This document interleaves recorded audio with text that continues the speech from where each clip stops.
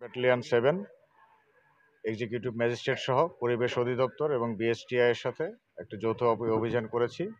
একটি হচ্ছে আপনার এই নয়ারহাট এলাকার অবৈধভাবে উৎপাদনকৃত পলিথিন কারখানা, এবং আরেকটিতে ছিল যেটা হচ্ছে বিএসটিআই এর স্টিকারের কপি করে তৈরি করে তারা পানি বিক্রি করত বিভিন্ন হোটেল রেস্টুরেন্টে। এই দুইটা জায়গাতেই আমরা অভিযান পরিচালনা করেছি।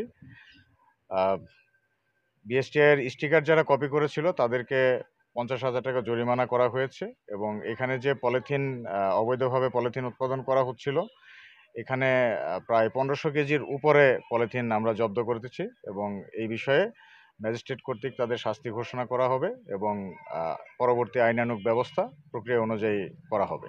আপনাদের এই অভিযান চলবে কিনা?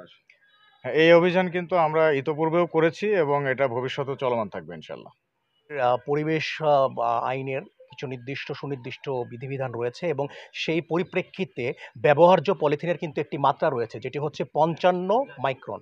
কিন্তু আমরা যে 55 মাইক্রনের অন্তত বেশি হতে হবে, ঠিক আছে, কিন্তু আমরা যে পলিথিন এখানে জব্দ করেছি তার পরিমাণ হচ্ছে 10 মাইক্রনেরও কম।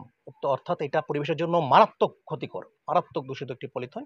তো সে কারণে আমরা এখানে এসে পলিথিন উৎপাদনরত অবস্থায় দুইজনকে এখানে পাই এবং সেই দুজন আসামিকে আমরা 10 দিন করে বিনাশ্রম কারাদণ্ডে দণ্ডিত করেছি।